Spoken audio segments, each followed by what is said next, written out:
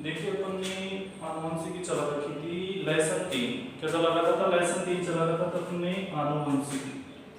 अब आनुवंशिकी के पार्ट 2 हुए थे, आज पार्ट 3 पढ़ेंगे। तो कौन सा पार्ट पढ़ेंगे? 3। तीसरा पार्ट पढ़ेंगे आज। कौन सा पार्ट पढ़ेंगे? तीसरा। इसमें मैंने एक संकरण संकरण प्रयोग बता दिया था, द्विसंकरण संकरण प्रयोग बता दिया था। आज पढ़ेंगे अपन आनुवंशिकता के नियम। अब देखिए इसका जीन प्रारूप में बोला था तुम्हारे को निकालने के लिए। क्या?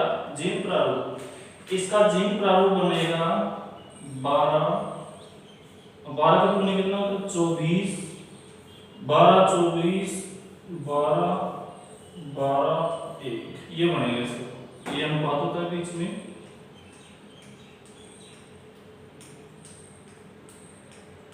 ये याद रखना 12 24 12 12 1 क्या बन गया? 12 24 12 12 1 और 20 के सभी के एक एक अंक से पहले अनुपात लगा देना। ठीक है? 12 24 12 1 ये क्या हो जाएगा? इसका जीन प्रारूप बन जाएगा। ठीक है? ध्यान रखना। ठीक है? इसका डायरेक्ट याद रखना, लक्षण प्रारूप और जीन प्रारूप पूछ लिया जाता है कभी कभी, तो ये याद रखना। ठीक है? अब नेक्स्ट पढ़ेंगे हम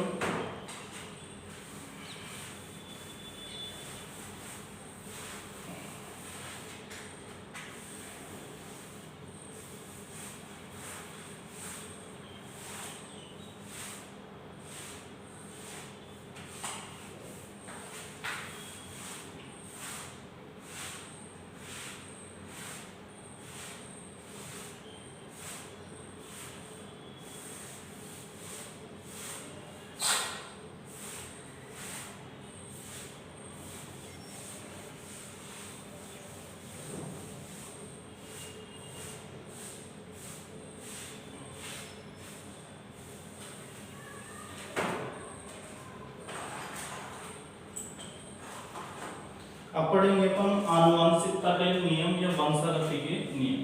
अगले नियम अपनी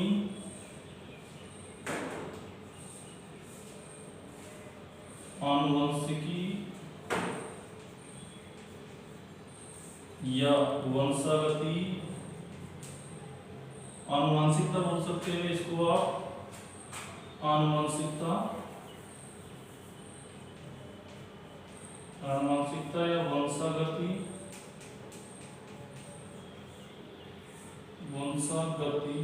के नियम। ठीक है? अब मेंडल ने आनुवंशिकता के कौन कौन से नियम दिए थे वो देखेंगे अपन।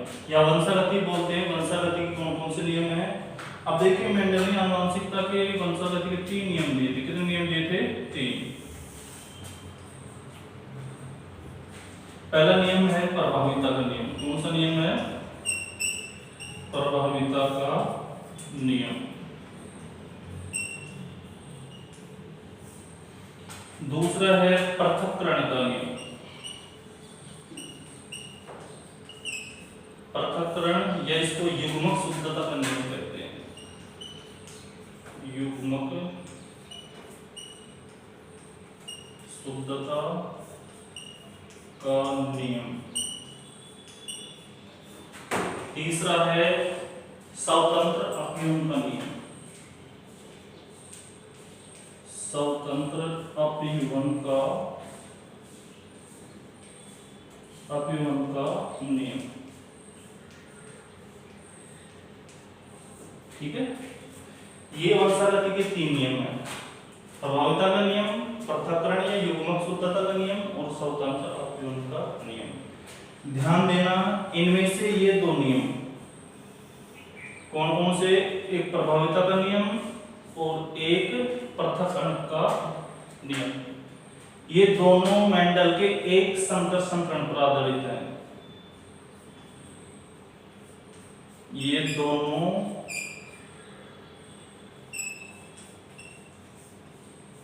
एक संकरण पर आधारित। ये मेंडल के दोनों नियम एक संकरण प्रयोग पर आधारित है। प्रयोग पर आधारित।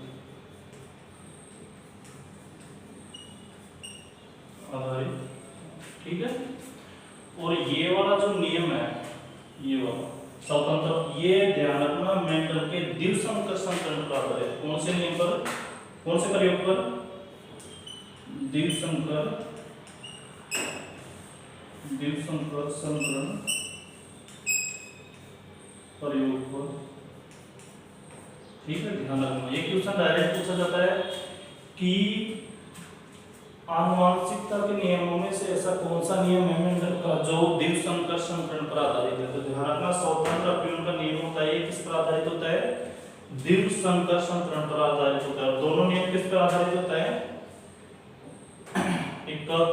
एक संकर समीकरण। ध्यान रखना इसको, बहुत अच्छा टॉपिक है।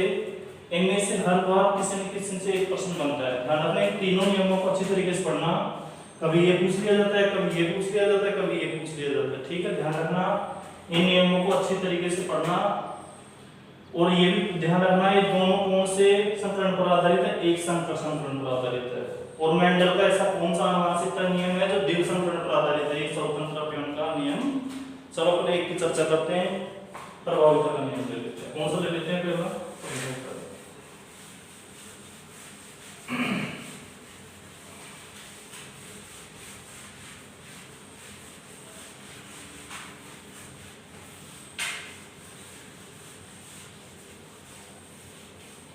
पहला ले लेते हैं अपन प्रभाविता का नियम।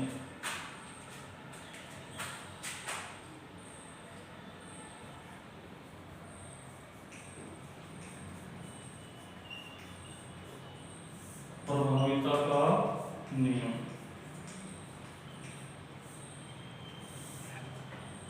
प्रभाविता का नियम देखिए, पहला नियम पढ़ेंगे अपन प्रभाविता का नियम। अब देखिए इसमें क्या है नियम में। अब प्रभाविता का नियम आपको पता होना चाहिए किस पर आधारित है, कौन से समीकरण पर आधारित है? यह मेंडल के एक संकरण समीकरण पर आधारित है, ठीक है। ध्यान रखना यह नियम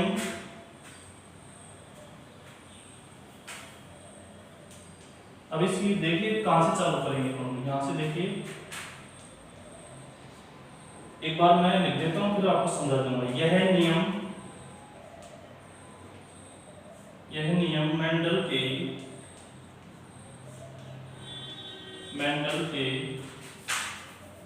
यह नियम मेंडल के एक संकर समीकरण प्रयोग पर आधारित है। या प्रयोग को आधार पर दिया गया, ऐसे भी लिख सकते हो। यह नियम मेंडल के एक संकर समीकरण प्रयोग के आधार पर दिया गया, ऐसे लिख लो। प्रयोग के आधार पर दिया गया, आधार पर दिया गया। अब इसके अनुसार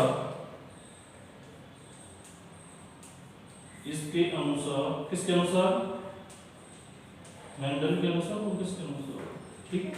अब इसको इनवाइटेड को नहीं बंद करना, इसके अनुसार यहीं से करना है, इसके अनुसार यहीं से करना है, इसके इनवाइटेड को नहीं बंद, ठीक है। इसके अनुसार F1 PD में, कौन सी PD में? F1 PD में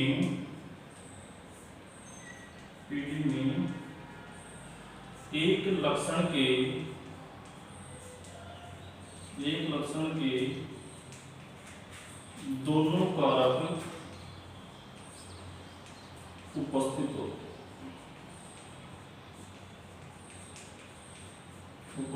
होते हैं। अब ध्यान दें, इसके अनुसार F1 PD में एक लक्षण के दोनों कारक उपस्थित होते हैं, उनमें से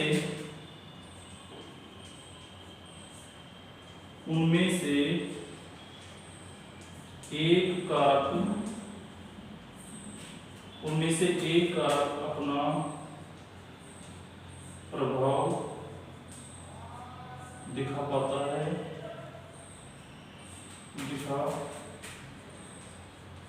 पाता है वो प्रभावी कहलाता है, वो प्रभावी कहलाता है। तथा दूसरा अपना प्रभाव नहीं दिखा पाता। ठीक है, नहीं दिखा पाता, वो क्या कहलाएगा? अप्रभावी। बस ये इसका नियम है। दोबारा सुनिए, यह नियम मेंडल के एक संकर्ण समीकरण के प्रयोग के आधार पर दिया गया। इसके अनुसार यहां तक तो देखिए कॉमन लाइन है, यहां तक तो पृथक्करण के नियम में भी आएगा और स्वतंत्र अपयमन के नियम में भी आएगा यहां तक तो, लेकिन वहां बदल जाएगा एक संकरण तो उसकी जगह क्या हो जाएगा? द्विसंकरण, स्वतंत्र अपयमन। यह नियम मेंडल के एक संकरण समीकरण प्रयोग के आधार पर दिया गया। इसके अनुसार F1 पीढ़ी में एक लक्षण के दोनों कारक उपस्थित होते हैं। अब एक लक्षण के जैसे मैंने पादप ले लिया, पादप का लंबापन और गुणापन ले लिया, वो ये यहाँ पर F1 पीढ़ी में एक लक्षण के दोनों कारक उपस्थित होते हैं। ठीक है, ध्यान रखना, यहाँ से याद करना। इसके अनुसार F1 पीढ़ी में एक लक्षण के दोनों कारक उपस्थित, यानी एक लक्षण मैंने ले लिया, पादप का लंबापन और गुणापन ले लिया, तो एक लक्षण हो गया, लंबापन हो गया या ऊंचाई ले ली मैंने। ठीक है, किसी पादप की ऊंचाई, ऊंचाई के दोनों लक्षण दो कारक कौन से हो गए? एक तो लंबापन हो गया, एक गुणापन हो गया। ठीक है, तो एक लक्षण के दोनों कारक ले लिया मैंने, दोनों कारक उपस्थित होते हैं, उनमें से एक कारक अपना प्रभाव दिखा पाता है, वो तो प्रभावी कहलाता है, तथा दूसरा अपना प्रभाव नहीं दिखा पाता है, इस प्रक्रिया को प्रभाविता का नियम कहते हैं। ठीक है, प्रभाविता का नियम, प्रभाविता का नियम कहते हैं। ठीक है, इसे क्या बोलते हैं? इस प्रक्रिया को प्रभाविता का नियम कहते हैं। ठीक है, देखिए अब मैंने यहाँ पे ले लिया ऊंचाई से एक लक्षण के दोनों कारक, यानी मैंने टीटी ले लिया। टीटी मतलब क्या हो गई?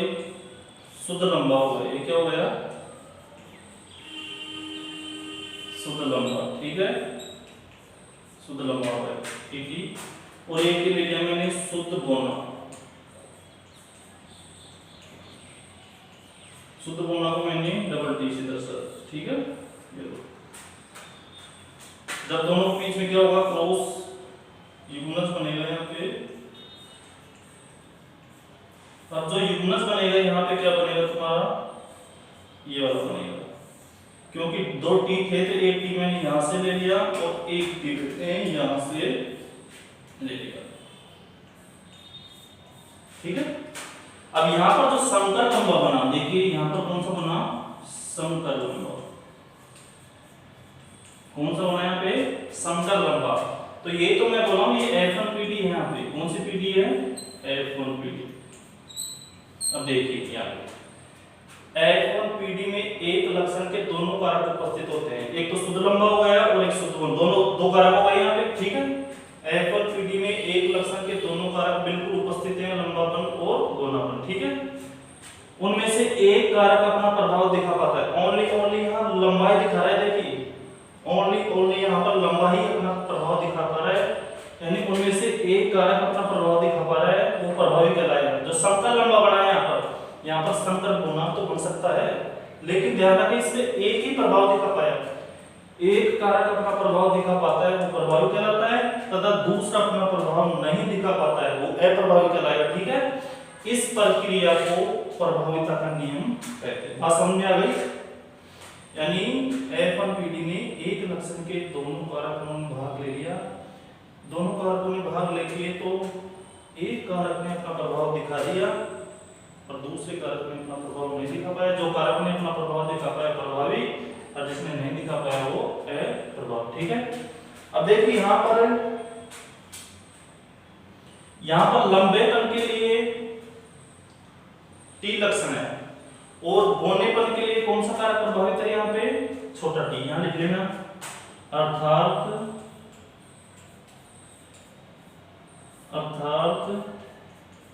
F1 PD में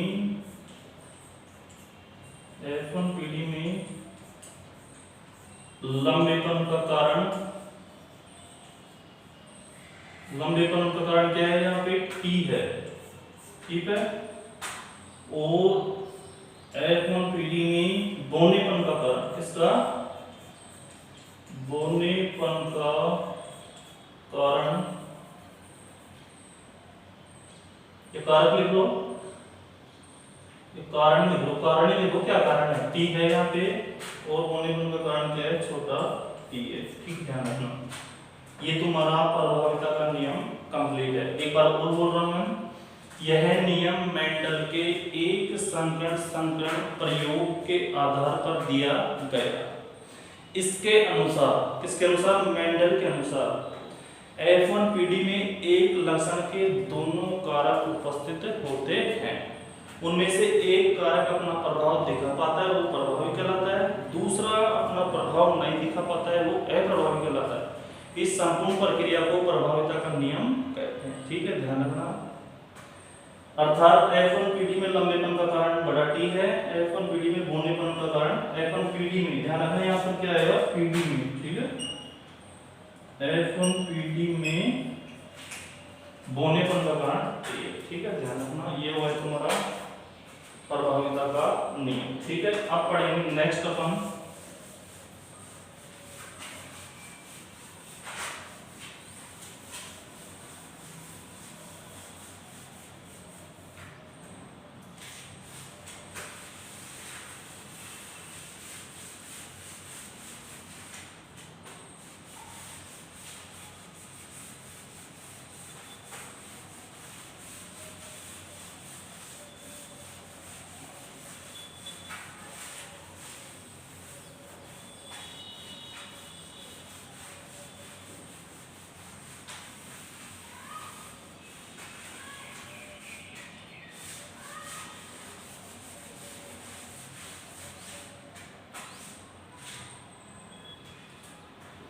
अब पढ़ेंगे अपन पृथक्करण का नियम।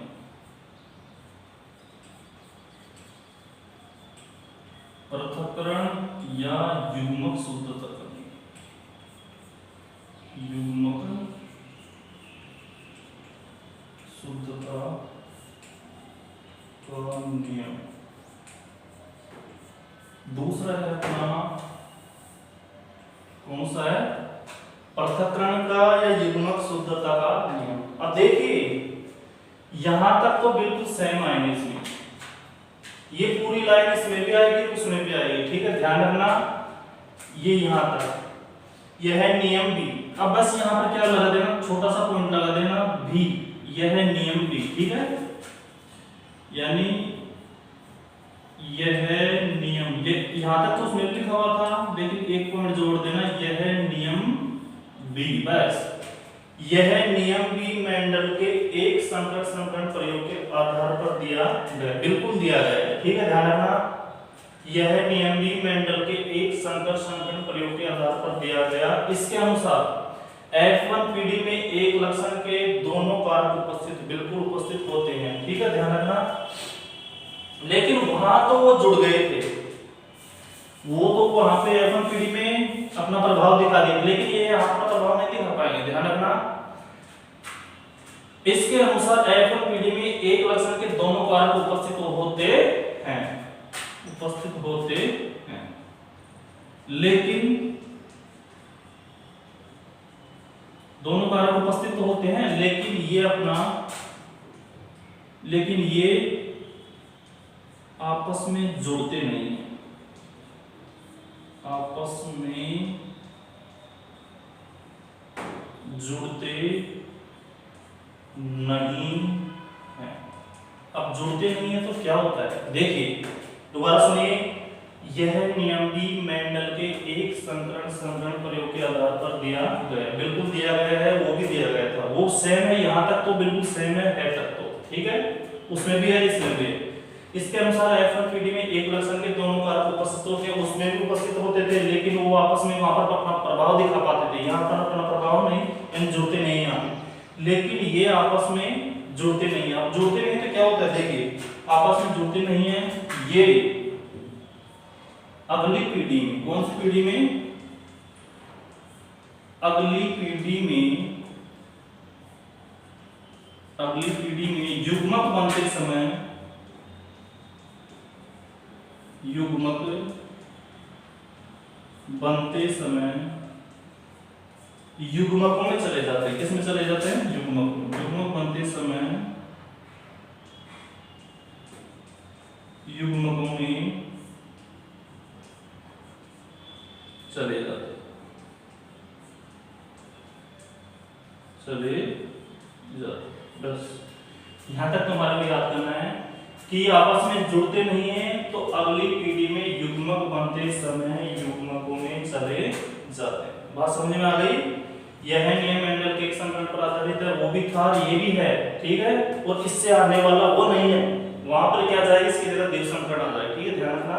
स्वतंत्र अपील के नियम में इसके अनुसार F1 पीढ़ी में एक लक्षण के दोनों कारक उपस्थित होते हैं, बिल्कुल होते हैं, लेकिन ये आपस में जुड़ते नहीं है, ये प्रभाव नहीं दिखा पाते हैं, वो अपना प्रभाव दिखा दिया थे वहां पर, ठीक है, तो ये आपस में जुड़ते नहीं है, तो जुड़ते नहीं है तो ये क्या करते हैं, ये अगली पीढ़ी में यानी F2 पीढ़ी में, F1 पीढ़ी तक तो थे, लेकिन F2 पीढ़ी में, ये अगली पीढ़ी में युग्मक बनते समय युग्मकों में चले जाते हैं। कहां चले जाते हैं, युग्मकों में चले जाते हैं। इसी कारण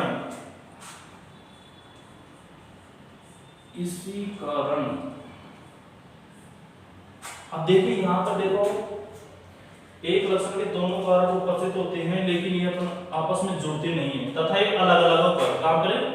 यहाँ पर एक पॉइंट और लिखना बोल देना आप, ये अलग अलग होकर ये अगली पीढ़ी में युग्मक बनते समय पृथक पृथक, यहाँ पे है एक पॉइंट देखना, यहाँ पे है,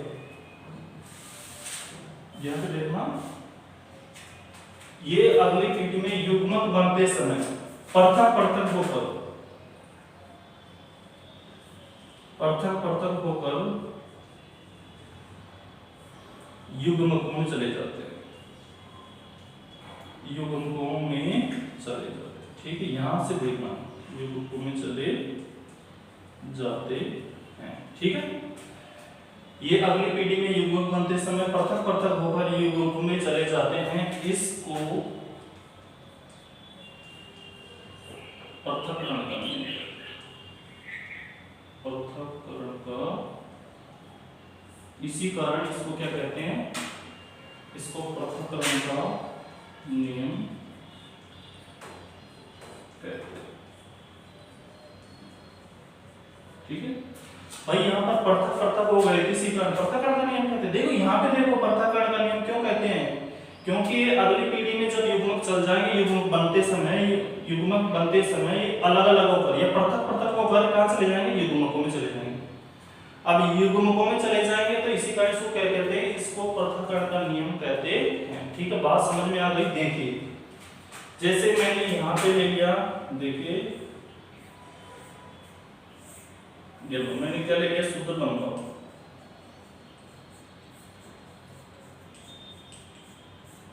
शुद्ध लंबा ले लिया, और यहाँ पे ले लिया मैंने शुद्ध बोना, ठीक है, शुद्ध होने को डबल टी दर्शाते हैं, ठीक है। यहाँ पर इनके क्या होगा, क्रॉस होगा, युग्मज बनेगा, क्या बनेगा, युग्मज बनेगा। अब यहाँ युग्मज बनेगा, क्या बनेगा, यहाँ टी टी बनेगा, क्या बनेगा, यहाँ संकर बन रहा है। यहाँ से मैंने एक टी बड़ा ले लिया और यहाँ से एक टी मैंने छोटा ले लिया, ठीक है। ये कौन सा बन गया, समतल लंबा,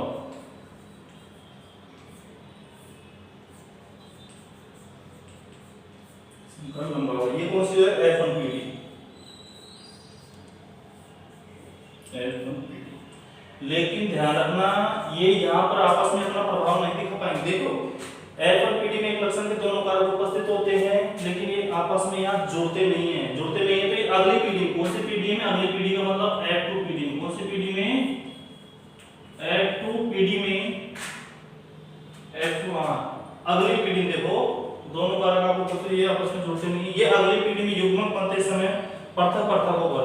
अब यहाँ से अलग अलग होकर के, जैसे एक टी यहाँ हो गया और एक छोटा टी यहाँ हो गया, देखिए अलग अलग होकर के, पृथक पृथक होकर के युग्म, ये युग्मक है, ये टी भी युग्मक है, ये भी क्या है, ये पृथक पृथक होकर युग्मकों में चले जाते हैं, इसको पृथक्करण का नियम कहते हैं। इसी कारण से क्या कहा जाता है, इसी कारण से पृथक्करण का नियम कहा जाता है। ठीक है, ध्यान रखना, ये F2PD में ये अलग अलग होकर निकल जाते हैं। ठीक है, अब नेक्स्ट देखिए, अब देखिए इसको युग्मक शुद्धता का नियम क्यों कहते हैं। जैसे प्रश्न आ जाए कि पृथक्करण के नियम को युग्मक शुद्धता का नियम क्यों कहते हैं, बताओ। देखो पृथक्करण का तो बता दिए, क्योंकि अगली पीढ़ी में पृथक पृथक होकर युग्मकों में चले जाते हैं, लेकिन इसको युग्मक शुद्धता का नियम क्यों कहते हैं, देखिए क्यों कहते हैं। क्योंकि इसी के नीचे लिख लेना, तथा जहां से पैराग्राफ खत्म हुआ है उसको, क्योंकि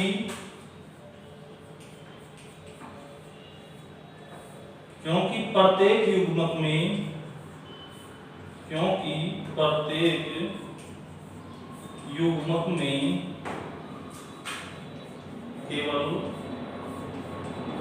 एक ही कारक, क्योंकि प्रत्येक युग्मक में केवल एक ही कारक जाता है, इसी कारण, क्योंकि प्रत्येक युग्मक में केवल एक ही कारक जाता है, अतः वह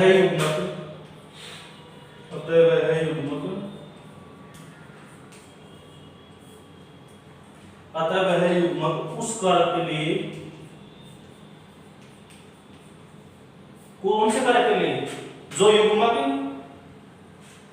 क्योंकि प्रत्येक युग्मक में केवल एक ही कारक जाता है ना, तो उस कारक के लिए, तो वह युग्मक उस कारक के लिए शुद्ध हो जाता है। क्या हो जाता है, शुद्ध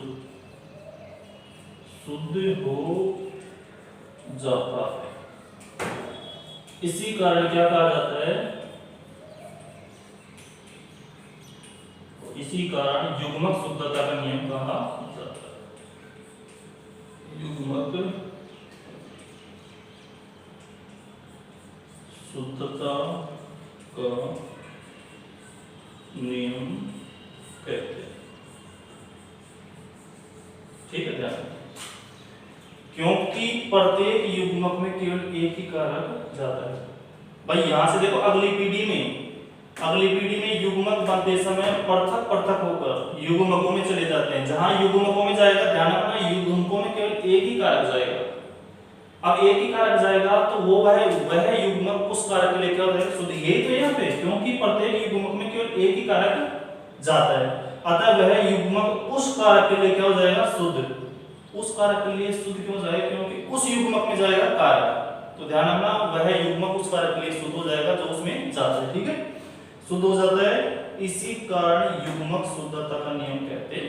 ठीक है, ध्यान रखना, वही वहां पे जाके वो कारक उस युग्मक में जाकर शुद्ध हो जाता है, इसी कारण इसको शुद्धता का नियम कहते हैं। बहुत इंपॉर्टेंट पॉइंट है, युग्मक शुद्धता का नियम क्यों कहते हैं इसको। ठीक है, आगे देखिए, नेक्स्ट स्टेप ना, स्वतंत्र अपव्यवन का नियम।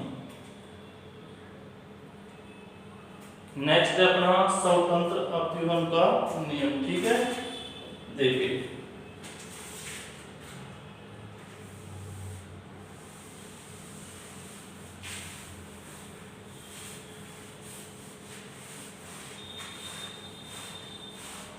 अब आपको पता होना चाहिए एक लक्षण के कितने कारक होते हैं, दो होते हैं। ध्यान रखना, एक लक्षण के कितने कारक उपस्थित होते हैं, दो। एक लक्षण जलेंगे तो ऊंचाई देगी, तो ऊंचाई में क्या होगा, तो लंबा होगा या बौना होगा। ठीक है, ध्यान रखना।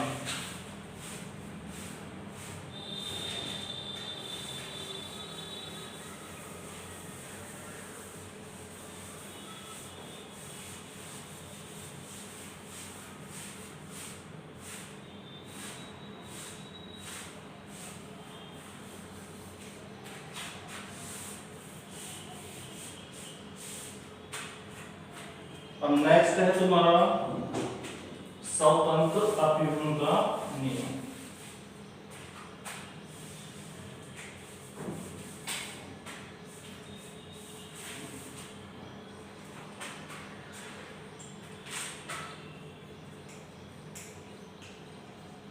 स्वतंत्र अपव्यवन का